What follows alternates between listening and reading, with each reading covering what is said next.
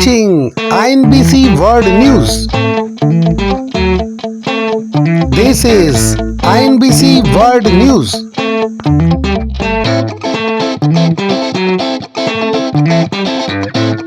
International News Broadcasting Content. INBC News.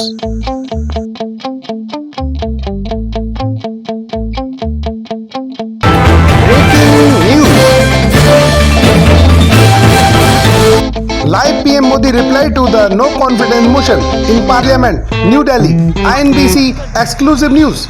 खबरें राजधानी दिल्ली की हो या पूरे देश की, देखिए INBC न्यूज चैनल पर रोशनी के साथ। राजधानी दिल्ली की हो या पूरे देश की, देखिए INBC न्यूज पर सच्चाई की तह तक पहुंचते पत्रकार INBC एक्सक्लूसिव न्यूज।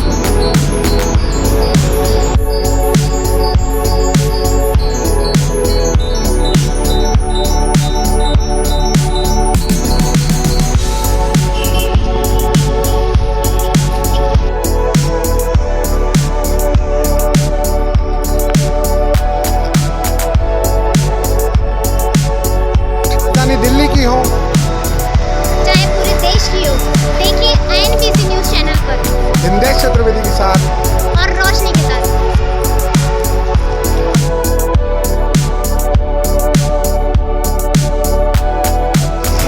अभी हम न्यू संसद पे हैं और आप देख रहे हैं INBC एक्सक्लूसिव न्यूज। और न्यू दिल्ली में इस समय पर संसद भवन से अविश्वास प्रस्ताव के विरोध में प्रधानमंत्री नरेंद्र मोदी विपक्ष को जवाब दे रहे हैं। कुछ ही देर में आपको दिखाएंगे कि विपक्ष को किस तरीके से प्रधानमंत्री नरेंद्र मोदी ने जवाब दिया। उसके बाद अविश्वास प्रस्ताव पर वोटिंग होगी और वोटिंग के बाद पता लगेगा कि विपक्ष जीतता है या सरकार। इसी तरह देखते रहिए INBC एक्सक्लूसिव न्यूज विंदेश चतुर्वेदी के साथ। नमस्कार।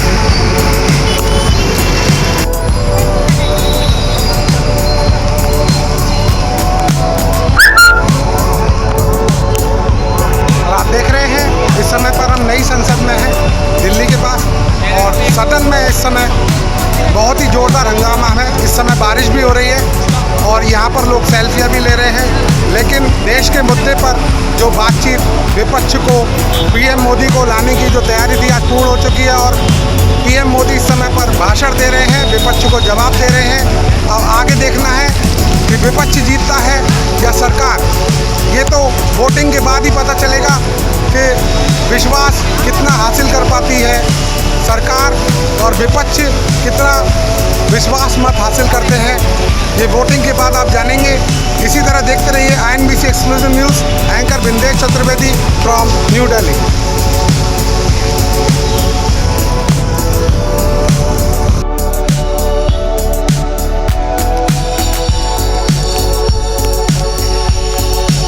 आप देख रहे हैं INBC एक्सक्लूसिव न्यूज़ और अभी संसद भवन के हम सामने हैं और इस समय पर प्रधानमंत्री नरेंद्र मोदी विपक्ष के आगे सारी बात कह रहे हैं और विपक्ष को जवाब देने के लिए बहुत ही जोश आज उनके अंदर दिखाई दे रहा है। हालांकि विपक्ष भी यही चाहता था कि नरेंद्र मोदी एक बार सदन में आए और मणिपुर से संबंधित जो अविश्वास प्रस्ताव है वो उनके सामने पेश किया जाए और उसके बाद आज वोटिंग होगी। वोटिंग जो होगी सदन में प्रधानमंत्री मोदी के भाषण के बाद, और देखना ये है कि भाजपा सरकार में प्रधानमंत्री नरेंद्र मोदी जो आज सरकार में हैं उनके पक्ष में वोट मिलते हैं या 26 दलों का जो गठबंधन है इंडिया अलायंस उसके पक्ष में वोट मिलते हैं। आगे इसी तरह देखते रहिए INBC एक्सक्लूसिव न्यूज़।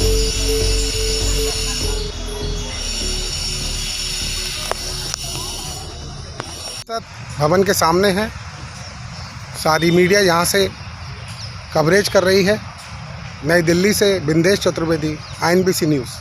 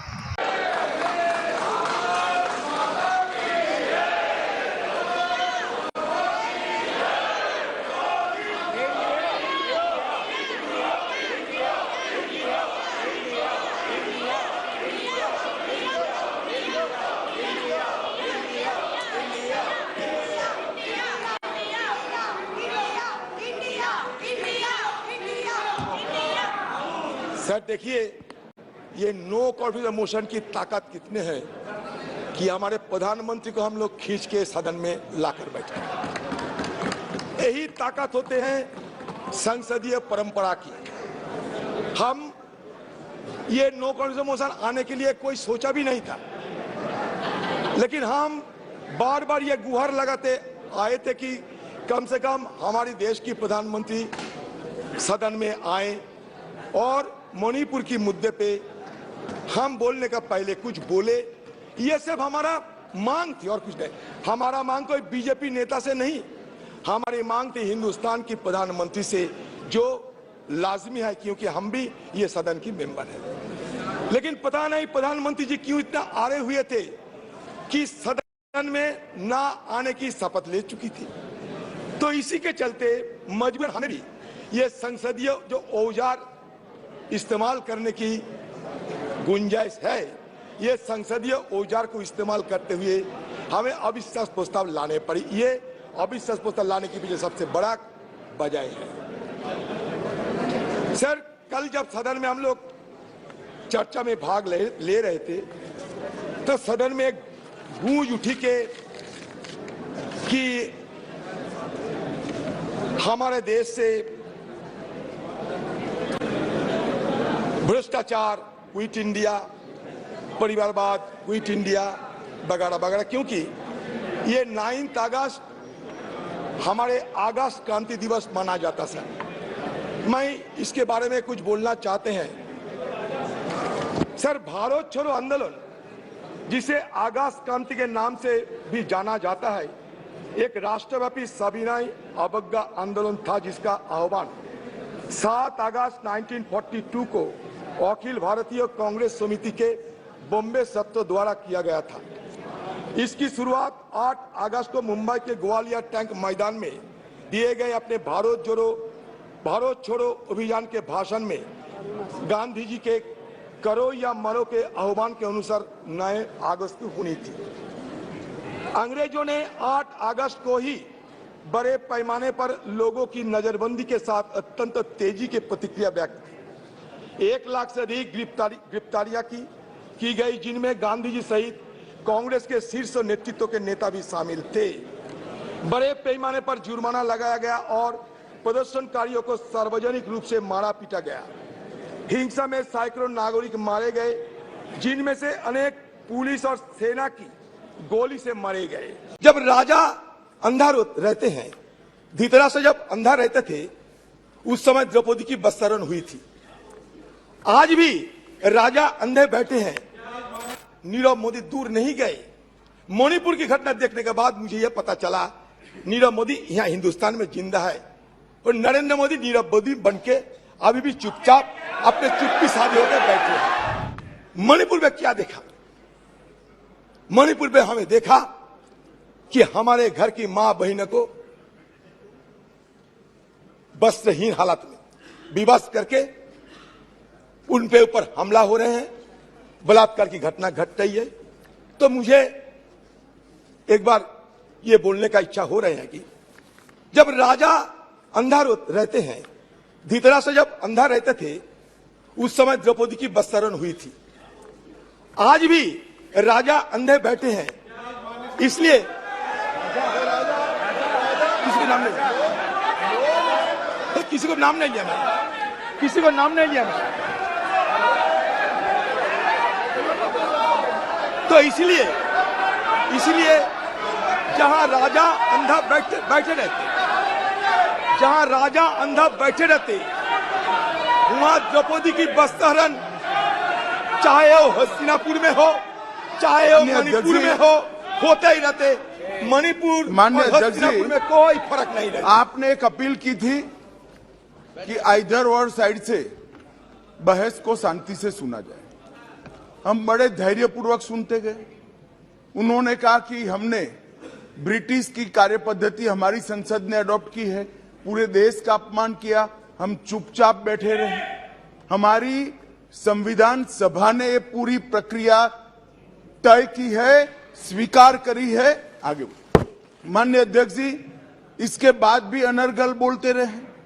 अब मैं अभी ये जो प्रयास कर रहे हैं उनकी पार्टी ने उनको समय नहीं दिया, मेरे बोलने के साथ बात दिया जाएगा। आपने समय दिया, सर, I उसमें have कुछ not स्कोर indeed, करना चाहते हैं, कुछ मान्यता मगर माननीय आप तो अध्यक्ष बिना पूछे बोलते जी, इस रहते हैं, सदन की एक गरिमा है। देश के प्रधानमंत्री जी के बारे में जिस प्रकार का ये उल्लेख कर रहे हैं, मुझे लगता है ये विपक्ष के नेता के लिए शोभा नहीं देता। आपने उनको या तो कंट्रोल करना चाहिए या तो ट्रेजरी बैंक के एमपी भी ये नहीं सुन पाएंगे। अमित शाह जी, आप थोड़ा बैठे। प्रधानमंत्री जी के गुस्सा नहीं आता आपको? क्यों आते हैं इतना? किसी को गुस्सा नहीं आते? तो चर्चा की मुद्दा है, आप मुद्दों पे बोलिए। सर मुद्दा पे तो बोलते हैं सर। हाँ। बहुत दिन पहले सुना इस देश से हजारों करोड़ रुपया लूटकर नीरव मोदी भागे थे, किसी ने उनको पकड़ नहीं सके। हमारे एनडीए सरकार की इतना ताकत, उन्हें छू नहीं सके। वो कैरिबियन समुद्र की बीच में मस्ती करते देखा जाते हैं, जो मर्जी वो कहते रहते हैं।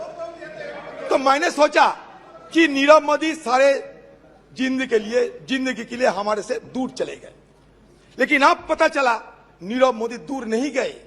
मणिपुर की घटना देखने के बाद मुझे यह पता चला नीरव मोदी यहां हिंदुस्तान में जिंदा है, और नरेंद्र मोदी नीरव मोदी बनके अभी भी चुपचाप अपने चुप्पी साधे होकर बैठे हैं।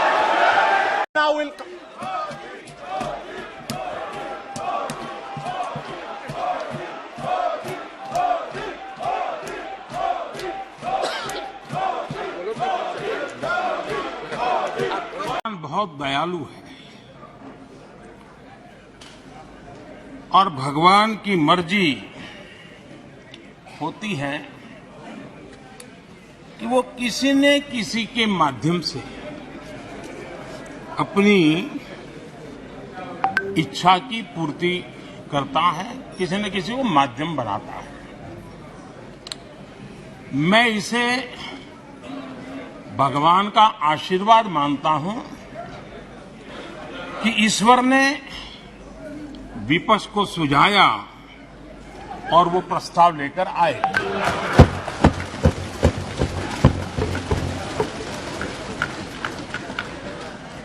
दो 2018 में भी ये ईश्वर का ही आदेश था, जब विपक्ष के मेरे साथी अविश्वास प्रस्ताव लेकर के आए थे। उस समय भी मैंने कहा था कि अविश्वास प्रस्ताव हमारी सरकार का फ्लोर टेस्ट नहीं है, मैंने उस दिन कहा था, बल्कि ये उन्हीं का फ्लोर टेस्ट है, ये मैंने उस दिन भी कहा। और हुआ भी वही। जब मतदान हुआ तो विपक्ष के पास जितने वोट थे उतने वोट भी वो जमा नहीं कर पाए थे।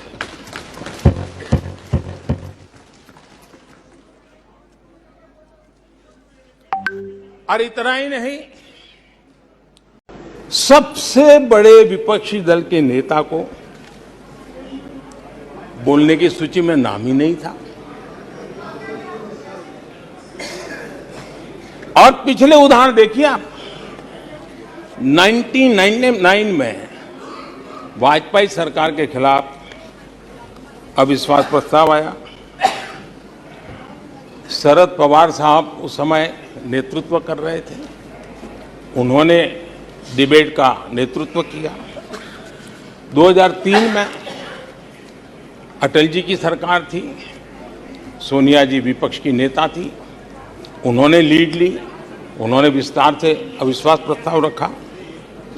2018 में खड़गे जी थे विपक्ष के नेता, उन्होंने प्रोमिनेंटली विषय को आगे बढ़ाया।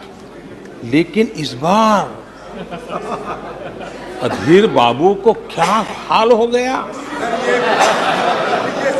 उनकी पार्टी ने उन्हें बोलने का मौका नहीं दिया।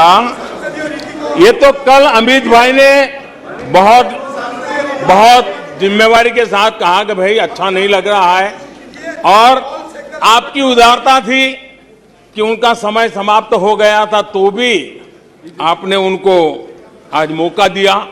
लेकिन गुड़ का गोबर कैसे करना उसमें ये माहिर है।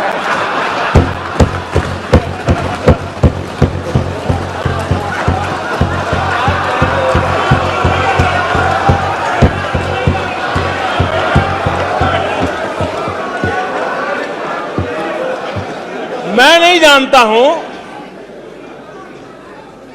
कि आखिर आपकी मजबूरी क्या है। क्यों अधीर बाबू को दरकिनारे कर दिया गया? पता नहीं, कलकत्ता से कोई फोन आया हो।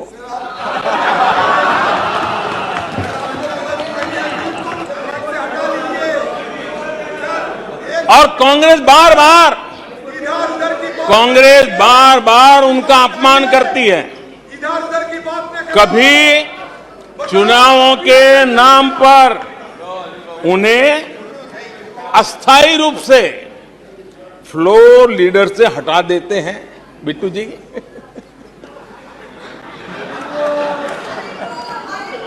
हम अधीर बाबू के प्रति अपनी पूरी संवेदना व्यक्त करते हैं।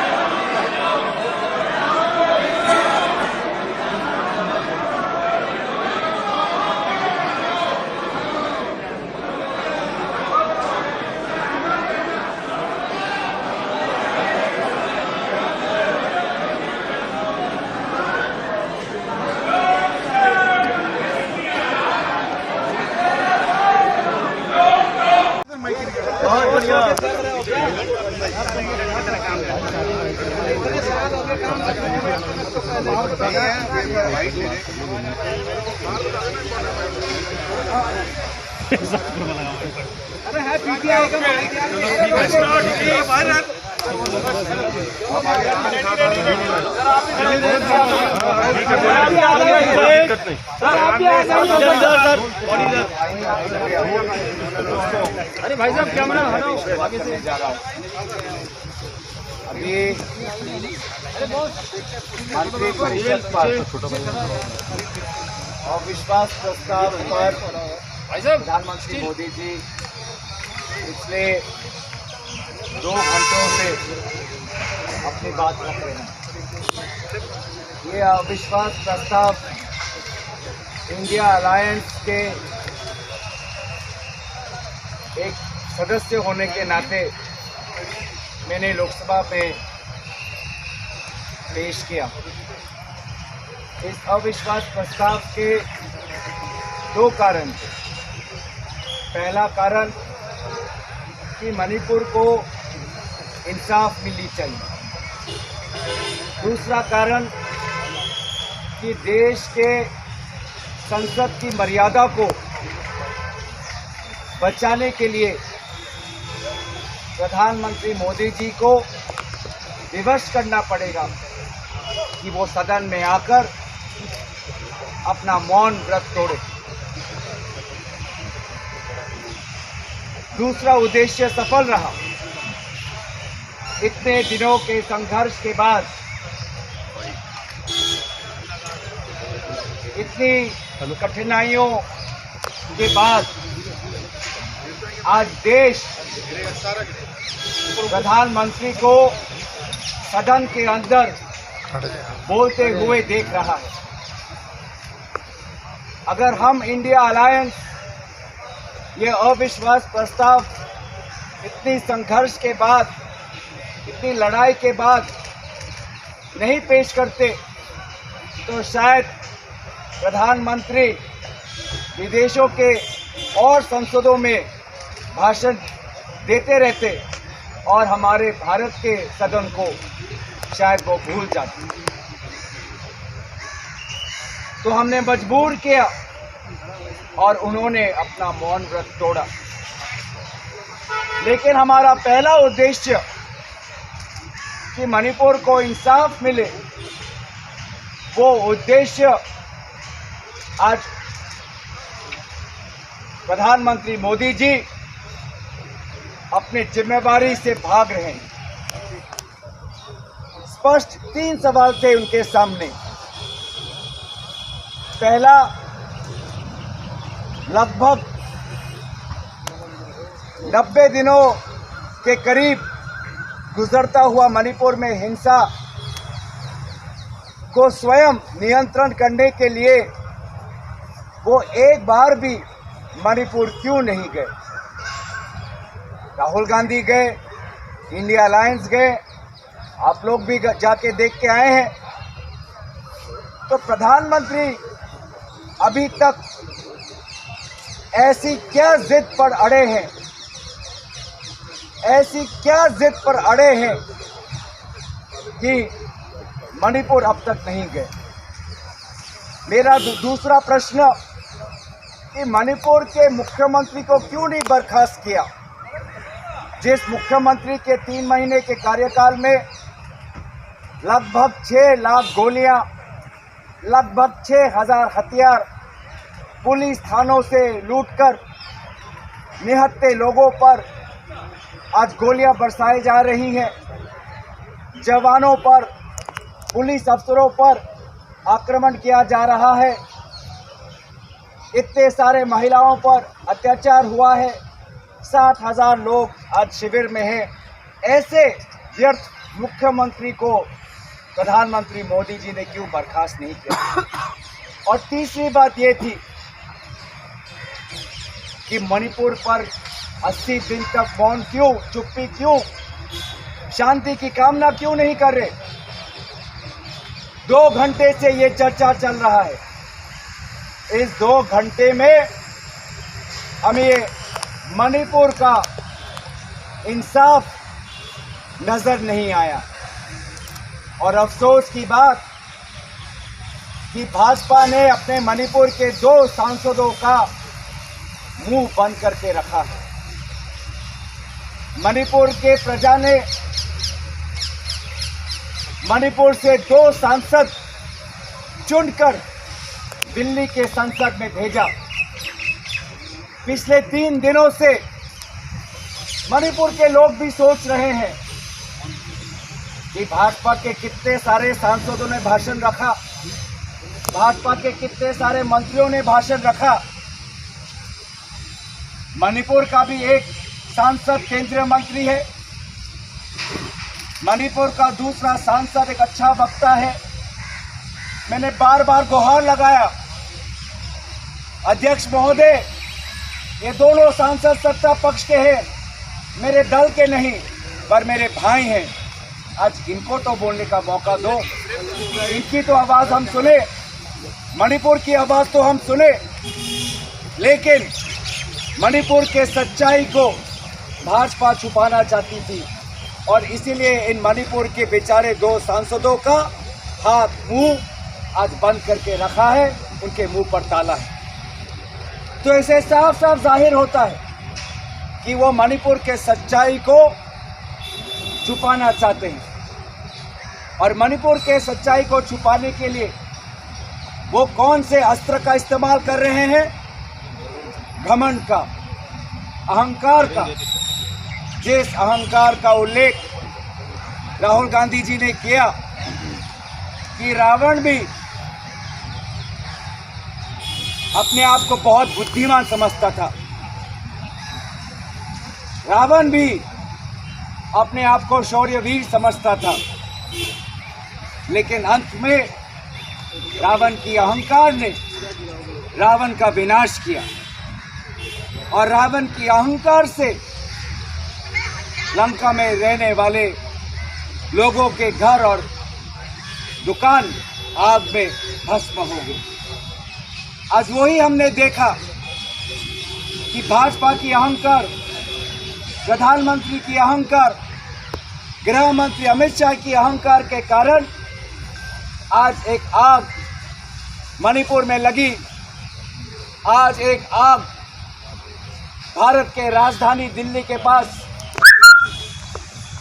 हमें दिखाई दे रही है और फैलती हुई हमें दिखाई दे रही है। 3 प्रश्नों का पिछले 2 घंटों से उत्तर ना देने के कारण हमने इंडिया अलायंस के पार्टीज ने मणिपुर के प्रजा के प्रति अपनी जिम्मेदारी रखते हुए हमने वॉकआउट किया, क्योंकि पिछले 2 घंटों से प्रधानमंत्री मोदी जी सिर्फ हमारे देश का नाम बदनाम करने पर तुले हैं, इंडिया का नाम बदनाम करने पर तुले हैं, इंडिया के नाम को तोड़ मोड़ कर राजनीतिक टिप्पणियां कर रहे हैं हमारे देश के नाम पर, और यही साबित होता है कि उनका राष्ट्रवाद एक झूठा राष्ट्रवाद, जिसने राष्ट्र की अखंडता को आज तोड़ दिया है, चाहे मणिपुर हो चाहे नू हो। उनकी देशभक्ति एक नकली देशभक्ति, क्योंकि सत्ता के लिए आज गृह मंत्री और प्रधानमंत्री जी ने मणिपुर के मुख्यमंत्री को क्लीन चिट दे दिया। बोल रहे हैं कि मणिपुर के मुख्यमंत्री ने सहयोग किया। कैसा सहयोग? मणिपुर के 2 टुकड़े हो गए, ये सहयोग। मणिपुर में ड्रग्स फैल रहा है, ये सहयोग। मणिपुर में आज लोग शिविर में है, ये सहयोग। मणिपुर में आज भरी तादाद में हथियार लोगों के हाथ में है, क्या ये सहयोग किया? तो इससे साफ साफ पता चलता है कि जो राहुल गांधी जी ने कहा कि ये इनकी देशभक्ति नकली है, और वास्तव में ये सत्तावाद में देशद्रोही बन चुकी है। धन्यवाद। 2 objectives for the motion of no confidence. First, to save parliamentary democracy and force the Prime Minister of India to stop speaking in foreign parliaments and come to the Parliament of India and make his speech here. Our second objective was that people of Manipur deserve justice. What we saw, that after days of struggle, their India alliance succeeded in forcing the Prime Minister to come to the Lok Sabha and make his statement. Unfortunately, the Prime Minister does not feel compelled to go to the Rajya Sabha. But the second objective remains unfulfilled: justice for Manipur.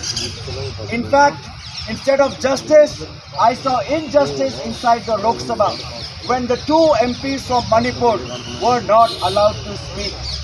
I begged repeatedly to allow the 2 MPs of Manipur, because they represent Manipur, not these ministers, not the BJP MPs who have spoken so far. It is these 2 MPs from Manipur representing the will of the people who are here, and their hands and mouth have been taped shut. And that is what the BJP is trying to do, to cover up for their failures in Manipur. My 3 questions remain unanswered. 1, why hasn't the Prime Minister made any plans to go to Manipur? 2, why hasn't the Prime Minister made any concrete statement on Manipur? He's only spoken for 30 seconds so far. And 3, why hasn't he asked his Chief Minister to resign? It is only arrogance which makes them blind to the pain of the people of Manipur. And that is what Rahul Gandhi ji alluded to yesterday, that this government has become blind with their arrogance. And that is why they don't see the 2 MPs of Manipur. They don't see the 60,000 people in camps. They don't see Manipur being divided into hill and valley. They only see power. And that is why their nationalism is a fake nationalism. They are not patriots. They are militants who are bent on dividing our country. Unfortunately, the Prime Minister has spoken for 2 hours. In these 2 hours, all he has done is twisted the name of our country, India.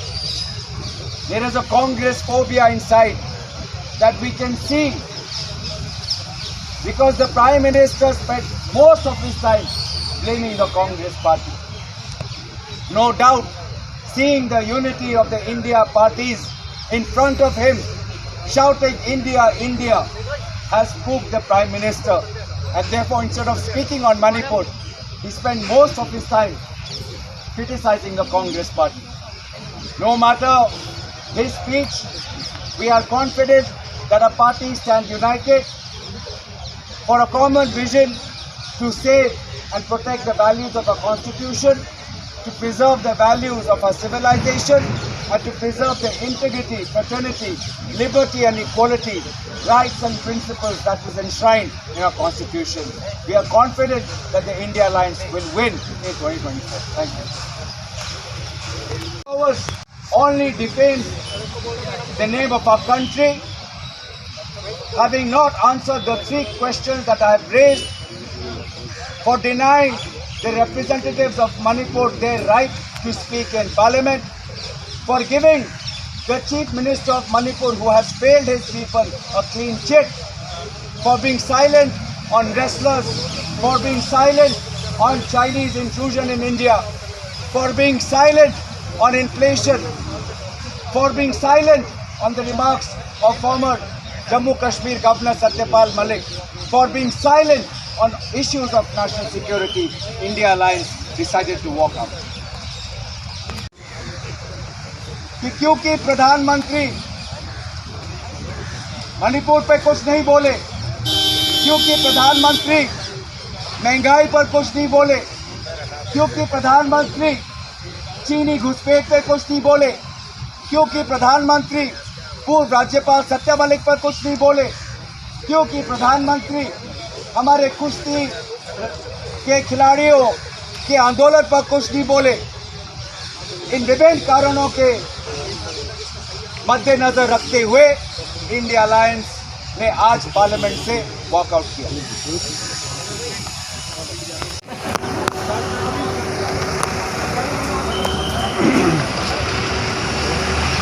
तो आपने देखा कि यहाँ low confidence motion के भाषण के बाद mister Gaurav Gogoi और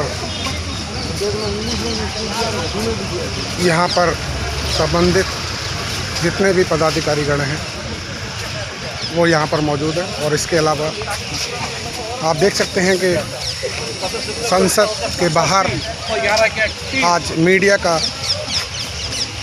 काफ़ी जमावड़ा है, क्योंकि अविश्वास प्रस्ताव जो है, लो कॉन्फिडेंस जो मोशन जो है, उसमें वो बात समझ में नहीं आई विपक्ष के जो उनको समझनी थी।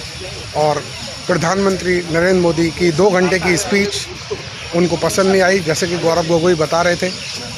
तो आप देखते रहिए INBC exclusive news, anchor Bindesh Chaturvedi from New Delhi.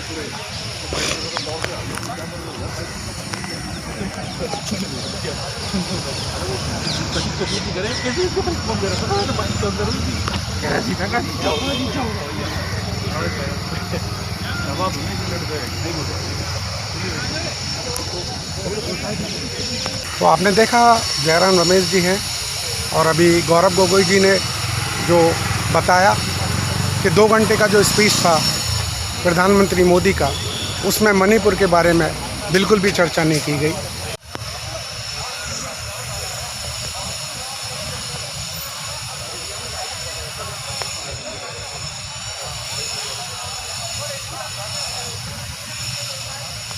Manipur में अदालत का एक फैसला आया, हिंसा का दौर शुरू हो गया, महिलाओं के साथ गंभीर अपराध हुआ।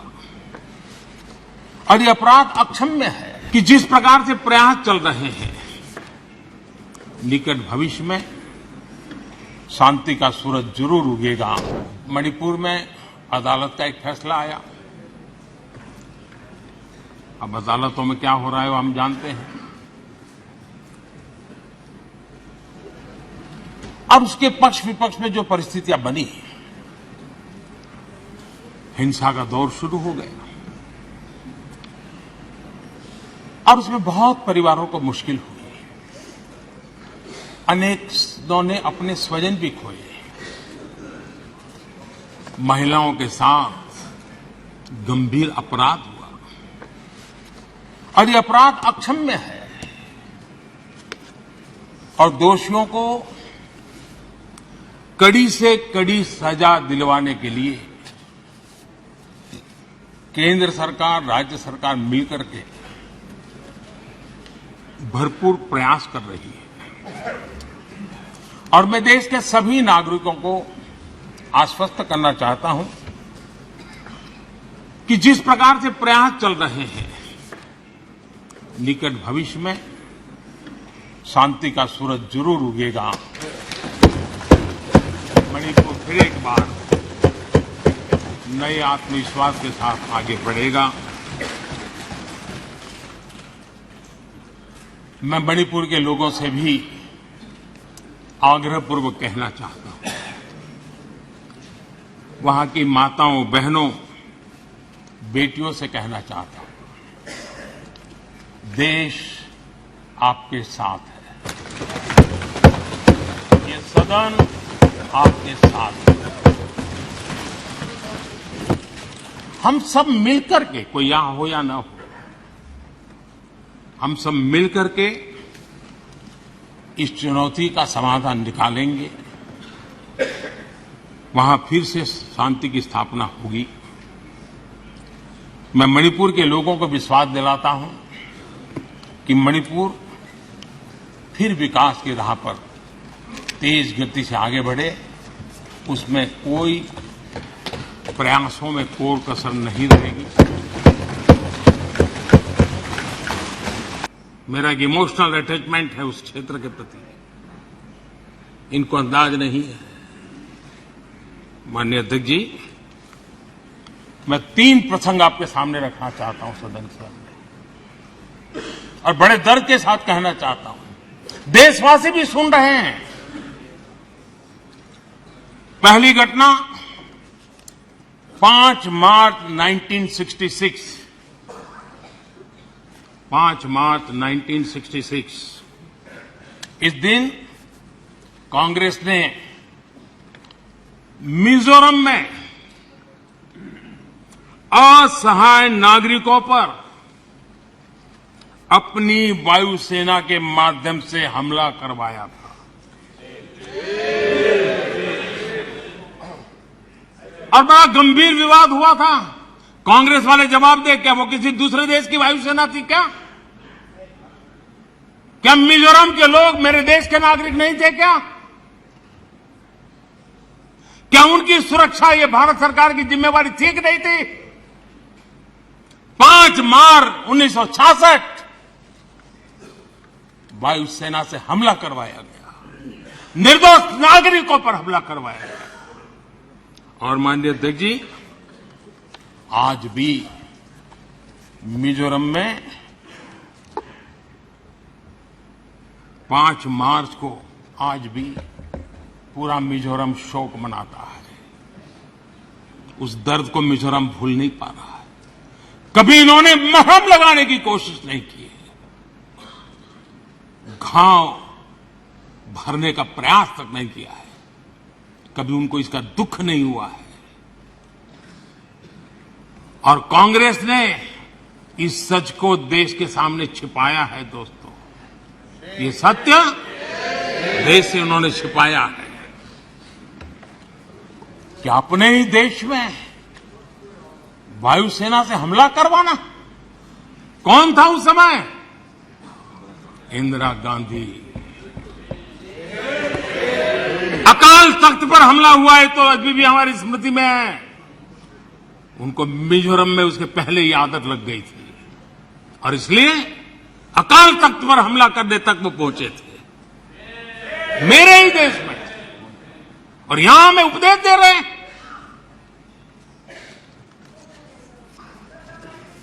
आदरणीय अध्यक्ष जी, नॉर्थ ईस्ट में वहां के लोगों के विश्वास की इन्होंने हत्या की है। वो घाव किसी न किसी समस्या के रूप में उभर करके आते हैं, उन्हीं के कारनामे हैं। आदरणीय अध्यक्ष जी, आप सबको भी मैं याद दिलाना चाहता हूं साथियों, यहां मेरे जो नॉर्थ ईस्ट के भाई हैं उनको हर चीज का पता है। जब मणिपुर में वो एक समय था, हर व्यवस्था उग्रवादी संगठनों की मर्जी से चलती थी, वो कहे वो होता था। और उस समय सरकार किसकी थी मणिपुर में? किसकी सरकार थी? जब सरकारी दफ्तरों में महात्मा गांधी की फोटो नहीं लगाने दी जाती थी, तब सरकार किसकी थी? जब मोइरांग में आजाद हिंद फौज के संग्रहालय पर नेताजी सुभाष चंद्र बोस की प्रतिमा पर बम फेंका गया, तब मणिपुर में सरकार किसकी थी? तब मणिपुर में सरकार किसकी थी? आदरणीय अध्यक्ष जी, जब मणिपुर में स्कूलों में राष्ट्रगान नहीं होने देंगे, ये निर्णय किए जाते थे, तब मणिपुर में सरकार किसकी थी? जब एक अभियान चला था, अभियान चला करके लाइब्रेरी में रखी गई किताबों को जलाने का, ये देश का अमूल्य ज्ञान की विरासत को जलाते समय सरकार किसकी थी? जब मणिपुर में मंदिर की घंटी शाम को 4 बजे बंद हो जाती थी, ताले लग जाते थे, पूजा अर्चन करना बड़ा मुश्किल हो जाता था, सेना का पहरा लगाना पड़ता था, तब मणिपुर में सरकार किसकी थी? आदरणीय अध्यक्ष जी, जब इम्फाल के इस्कॉन मंदिर पर बम फेंककर श्रद्धालुओं की जान ले ली गई थी, तब मणिपुर में सरकार किसकी थी? जब अफसर, हाल देखिए, आईएएस आईपीएस अफसर, उनको अगर वहां पर काम करना है तो उनके तनख्वाह का एक हिस्सा उनको इन उग्रवादी लोगों को देना पड़ता था, तब जाकर के वो रह पाते थे, तब सरकार किसकी थी? आदरणीय अध्यक्ष जी, इनकी पीड़ा सिलेक्टिव है, इनकी संवेदनाएं सिलेक्टिव है, इनका सब बातचीत राजनीति से शुरू होती है और राजनीति से आगे बढ़ती है। वे राजनीति के दायरे से बाहर थे, न मानवता के लिए सोच सकते हैं, न देश के लिए सोच सकते हैं, न ही देश की इन कठिनाइयों के लिए सोच सकते हैं। उनको सिर्फ राजनीति के सिवा कुछ सूझता नहीं। मैं हमारे विपक्ष के साथियों से यही कहूंगा कि आप तैयारी करके क्यों नहीं आते जी? थोड़ी मेहनत कीजिए। और मैंने 5 साल दिया आपको मेहनत करने के लिए। 18 में कहा था कि 23 में आप आना, जरूर आना। 5 साल भी नहीं कर पाए आप। क्या हाल है आप लोगों का, क्या दारिद्र्य है।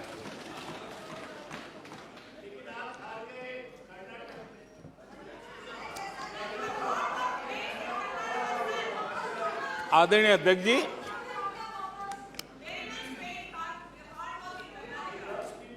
विपक्ष के हमारे साथियों को दिखास की, छपास की बहुत इच्छा रहती है, पर स्वाभाविक है। लेकिन आप ये मत भूलिए कि देश भी आपको देख रहा है। आपके एक एक शब्द को देश गौर से सुन रहा है। लेकिन हर बार देश को आपने निराशा के सिवा कुछ नहीं दिया है। और विपक्ष के रवैये पर भी मैं कहूंगा, जिनके खुद के बही खाते बिगड़े हुए हैं, जिनके बही खाते खुद के बिगड़े हुए हैं, वो भी हमसे हमारा हिसाब लिए फिरते हैं। अध्यक्ष जी, मैं हमारे विपक्ष के साथियों से यही कहूंगा कि आप तैयारी करके क्यों नहीं आते जी? थोड़ी मेहनत कीजिए। और मैंने 5 साल दिया आपको मेहनत करने के लिए। 18 में कहा था कि 23 में आप आना, जरूर आना। 5 साल भी नहीं कर पाए आप। क्या हाल है आप लोगों का, क्या दारिद्र्य है।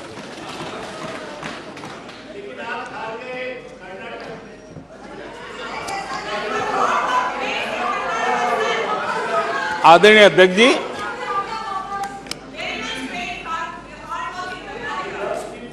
विपक्ष के हमारे साथियों को दिखास की, छपास की बहुत इच्छा रहती है, पर स्वाभाविक है।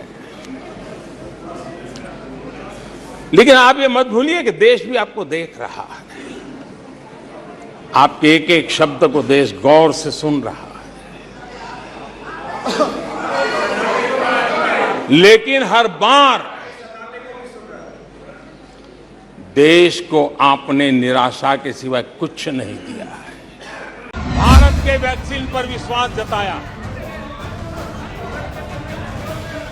इनको भारत के सामर्थ्य पर विश्वास नहीं है, इनको भारत के लोगों पर विश्वास नहीं है।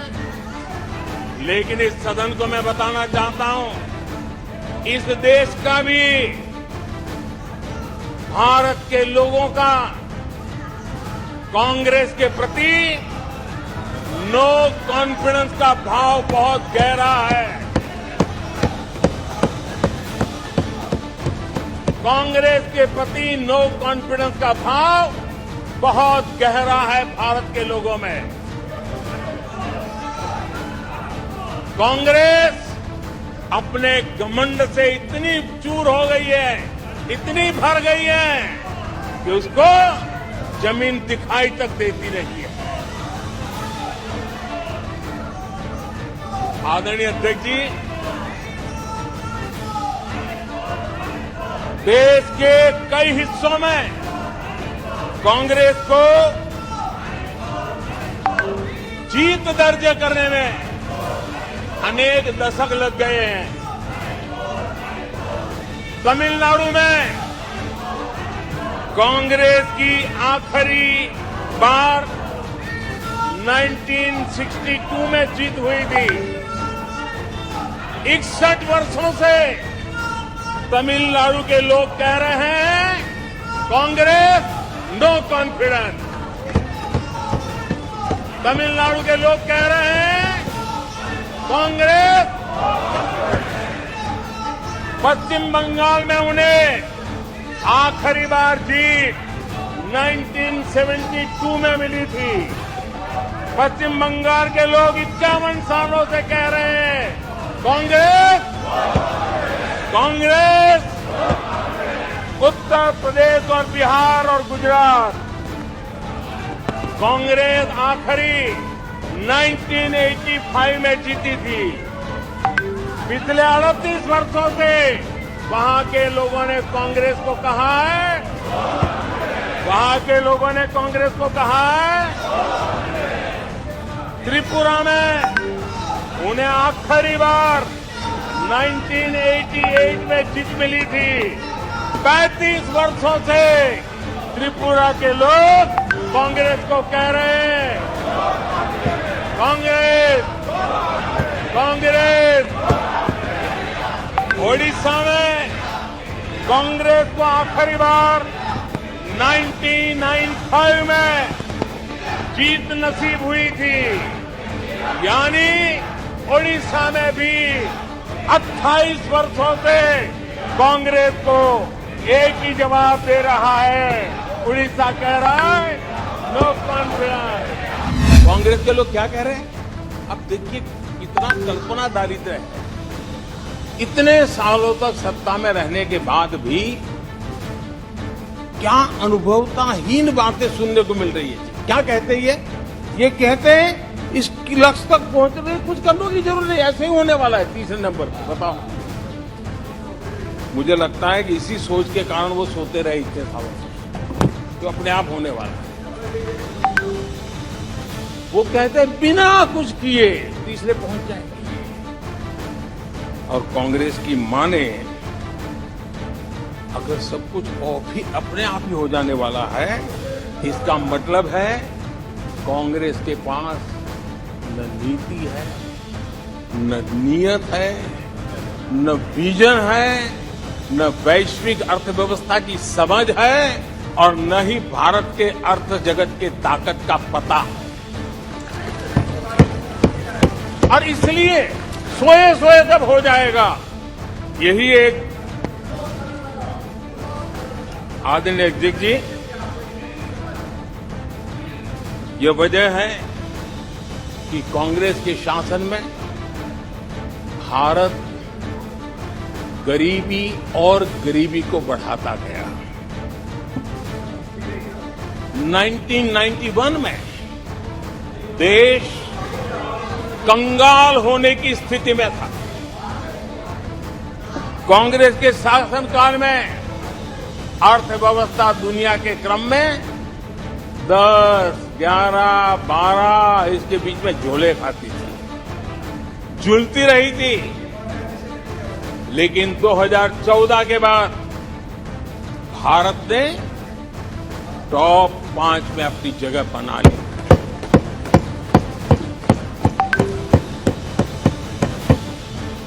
कांग्रेस के लोगों को लगता होगा कि ये कोई जादू से लकड़ी से हुआ है, लेकिन मैं सदन को बताना चाहता हूं माननीय अध्यक्ष, रिफॉर्म, परफॉर्म एंड ट्रांसफॉर्म एक निश्चित आयोजन, प्लानिंग और कठोर परिश्रम की पराकाष्ठा, और इसी की वजह से आज देश इस मुकाम पर पहुंचा है। और ये प्लानिंग और परिश्रम की निरंतरता बनी रहेगी। आवश्यकता अनुसार उसमें नए रिफॉर्म होंगे और परफॉर्मेंस के लिए पूरी तरह ताकत को लगाया जाएगा, और परिणाम ये होगी कि हम तीसरे नंबर पर पहुंच के रहेंगे।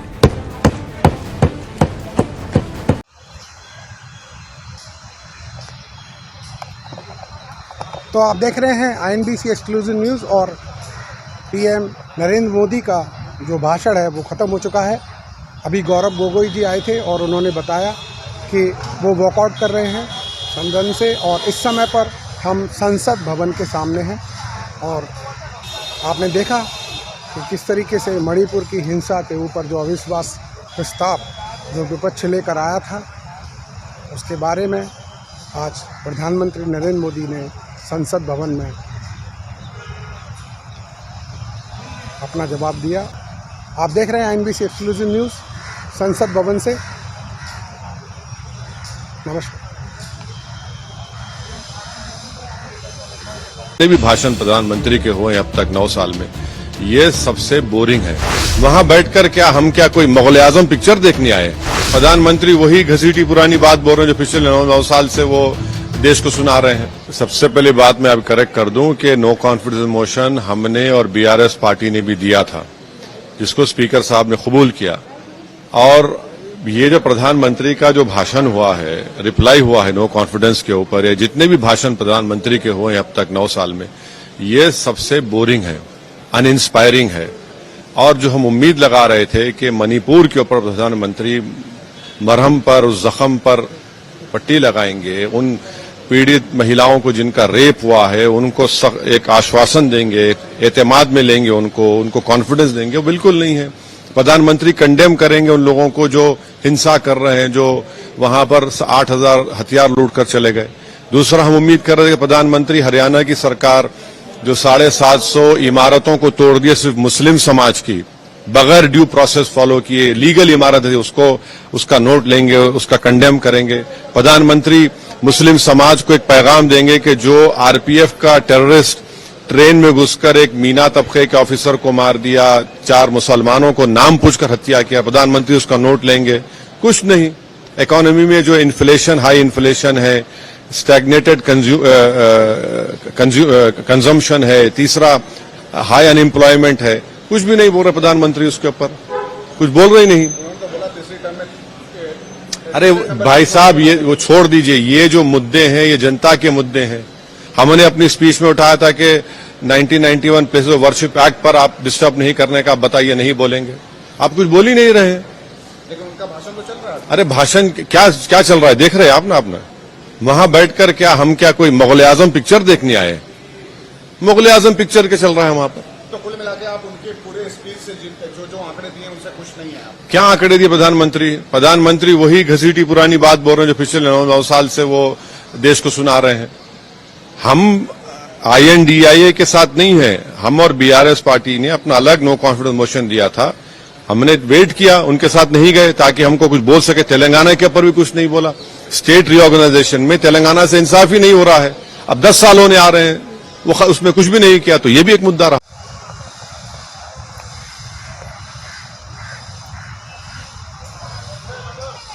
और अब गाड़ियों का काफिला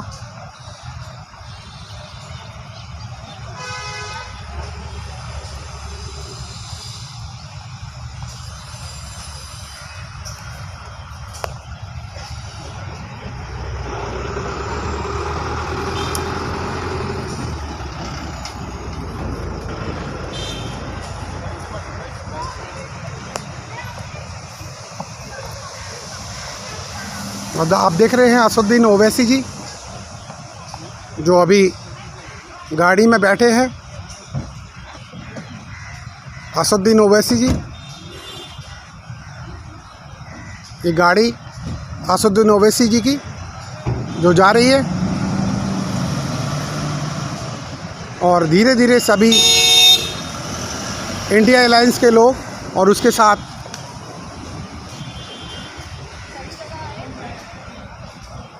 प्रधानमंत्री नरेंद्र मोदी जी के साथ एनडीए के सभी मंत्रीगण सांसदगण जो यहाँ से अब प्रस्थान करने वाले हैं और धीरे धीरे गाड़ियों का जो काफ़िला है वो यहाँ से निकल रहा है।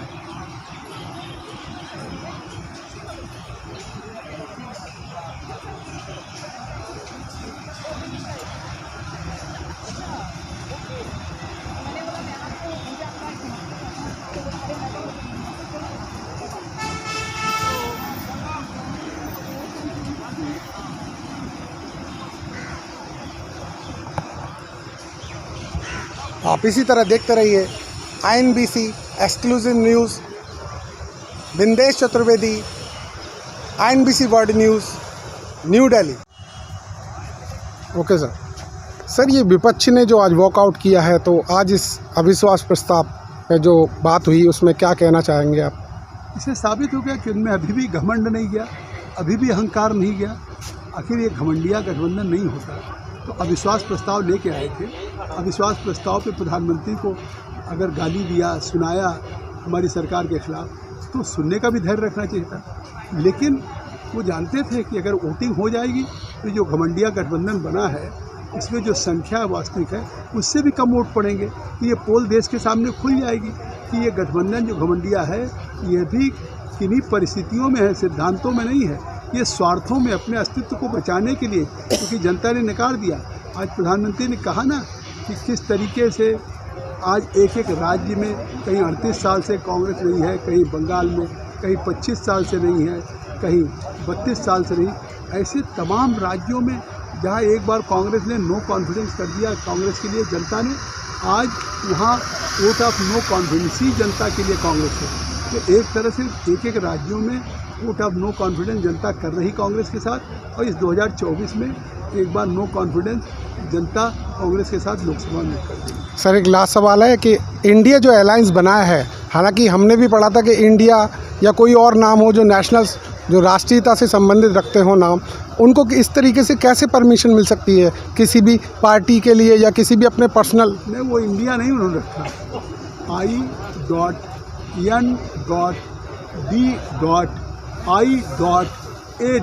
लेकिन उच्चारण में तो पेवंद है, ये पेवंद है। उच्चारण में इंडिया ही बोला जाता है सर। इसलिए कि यूपीए की ब्रांड खत्म हो गई। यूपीए की दुकान पे कोई अब कस्टमर आता नहीं।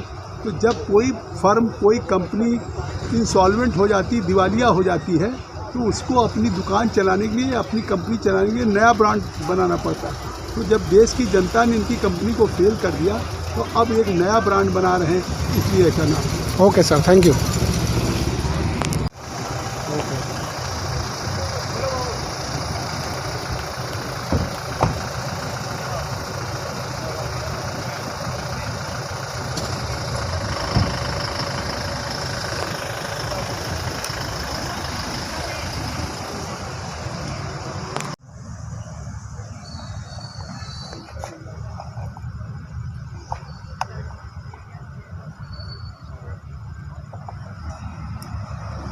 तो आपने देखा किस तरीके से यहाँ पर 2 घंटे से भी ज़्यादा का भाषण संसद में आज अविश्वास प्रस्ताव के ऊपर प्रधानमंत्री नरेंद्र मोदी बोले, और बीच में ही वॉकआउट करके चले गए गौरव गोगोई, क्योंकि उन्हें लगा कि मणिपुर पर तो कोई बात ही नहीं हो रही।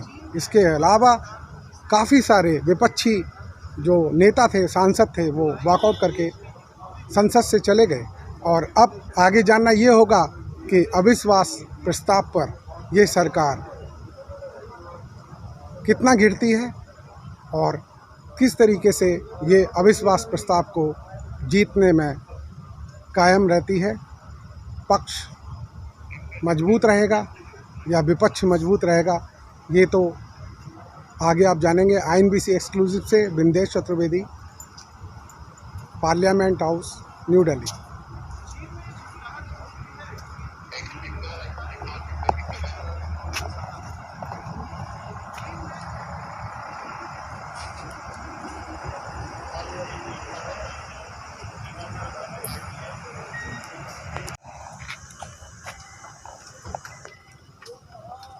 खबरें चाहे दिल्ली की हो या पूरे देश की, आप देखते रहिए INBC exclusive news Bindesh Chaturvedi के साथ। Breaking news. This is INBC News Worldwide. Anchor Bindesh Chaturvedi.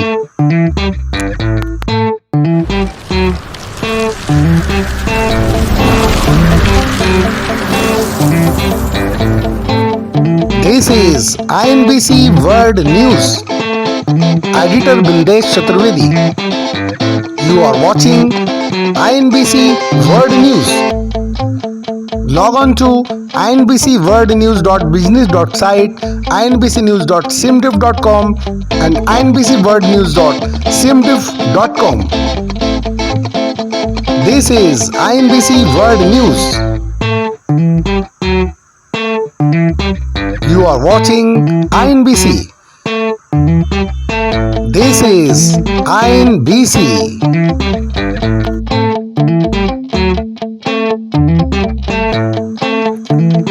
INBC World News presents News Worldwide 24/7 News. Latest news at INBC. Creative news stories, smooth concept. INBC News Worldwide, INBC Breaking News.